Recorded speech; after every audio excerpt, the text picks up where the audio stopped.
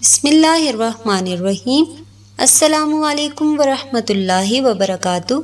अल्लाह ताला ने शहद की मक्खी को बहुत ज़्यादा खुसूसियात का हामिल बना दिया है। शहद की मक्खी को देखकर हर इंसान हैरान हो जाता है कि शहद की मक्खी शहद को किस तरीके से तैयार करती है। साइंसदान भी जदीद टेक्नोलॉजी रखने के बावजूद शहद को तैयार ना कर सके। आज की वीडियो में एक ऐसा नायाब वाक़या पेश करने वाली हूँ जिसमें एक शहद की मक्खी सैयदुल अंबिया सरवर कायनात हज़रत मोहम्मद मुस्तफ़ा सल्लल्लाहु अलैहि वसल्लम के पास आकर खुद शहद बनाने का तरीका बताती है। शहद की मक्खी जब शहद को कुदरती तरीके से तैयार करती है तो शहद कई साल पड़ा भी रहे खराब नहीं होता, ना ही उसके मज़े में कोई फ़र्क आता है। अल्लाह ताला ने शहद की मक्खियों में इतनी सुलह रहमी रखी है कि वो खुदा की दूसरी मखलूक की तरह एक दूसरे से लड़ती झगड़ती नहीं है। मक्खियों में इंतहा से ज्यादा सलूक पाया जाता है। शहद की मक्खियाँ जो छत्ते तैयार करती हैं वो छत्ते में 8 किस्म के खाने तैयार करती हैं जो मुसल्लस से लेकर 10 खानों पर मुश्तमिल होते हैं। शहद की मक्खियों के छत्तों में सिर्फ एक शक्ल है जो 6 खानों पर मुश्तमिल होती है, जिसमें 1 मिलीलीटर का भी फासला नहीं पाया जाता। अल्लाह ताला ने शहद की मक्खियों के छत्तों में कुछ इस तरह तरतीब रखा होता है कि शहद, मोम और बच्चों के अलग-अलग खाने तैयार किए होते हैं। एक साइंसी तहकीक के मुताबिक शहद की मक्खियाँ उड़ने वाले कीड़े हैं। हमारे मुल्क में 4 किस्म की मक्खियाँ पाई जाती हैं। नंबर 1 डोमना, नंबर 2 पहाड़ी इलाके की मक्खियाँ, नंबर 3 छोटी मक्खियाँ, नंबर 4 यूरोपीय मक्खियाँ पाई जाती हैं। एक तहकीक के मुताबिक एक बड़ा चमचा चाय वाला शहद का लें तो उसमें तकरीबन 2 लाख फूलों का रस पाया जाता है। एक शहद की मक्खी को आधा किलो शहद बनाने के लिए तकरीबन 50,000 किलोमीटर का सफर तय करके 35 लाख फूलों पर जाकर रस इकट्ठा करना पड़ता है। शहद की मक्खियाँ बड़े हुस्न व सलूक से रहते हुए अपनी मलका के हर हुक्म की तकमील करती हैं।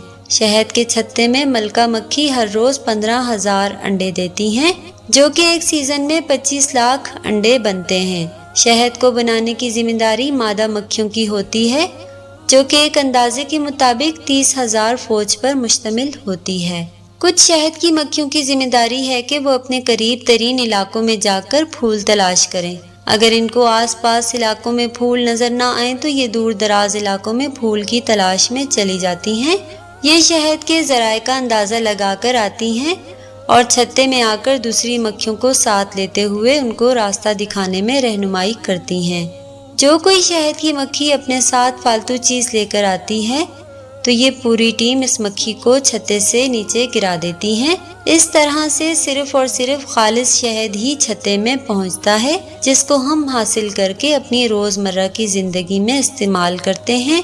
एक दफ़ा हज़रत मोहम्मद मुस्तफ़ा सल्लल्लाहु अलैहि वसल्लम अपने सहाबा के साथ जहाद के लिए सफ़र कर रहे थे कि रास्ते में भूख लग गई। हज़रत मोहम्मद मुस्तफ़ा सल्लल्लाहु अलैहि वसल्लम ने अपने इस्लामी लश्कर से फरमाया, जो कुछ खाने के लिए पास है उसको खा लो। सहाबा किराम रज़ियल्लाहु ताला अन्हु खाना खाने के लिए बैठे तो देखा सिर्फ रोटियां हैं, सालन नहीं है। सहाबा किराम रज़ियल्लाहु ताला अन्हु ने देखा कि एक शहद की मक्खी आकाए दो जहां हज़रत मोहम्मद मुस्तफ़ा सल्लल्लाहु अलैहि वसल्लम की मोहब्बत में इधर उधर भिनभिना रही है। सहाबा किराम रज़ियल्लाहु ताला अन्हु ने रसूलुल्लाह सल्लल्लाहु अलैहि वसल्लम से दरियाफ्त किया कि अल्लाह के रसूल सल्लल्लाहु अलैहि वसल्लम, ये मक्खी बेकरारी से क्यों इधर उधर के चक्कर काट रही है?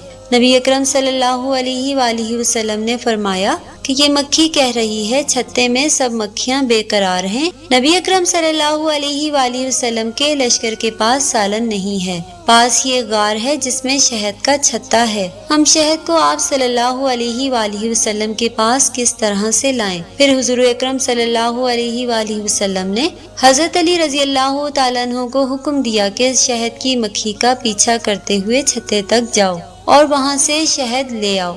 हजरत अली रज़ियल्लाहु ताला अन्हु ने एक बर्तन लिया और शहद की मक्खी का पीछा करते हुए छत्ते तक पहुँच गए।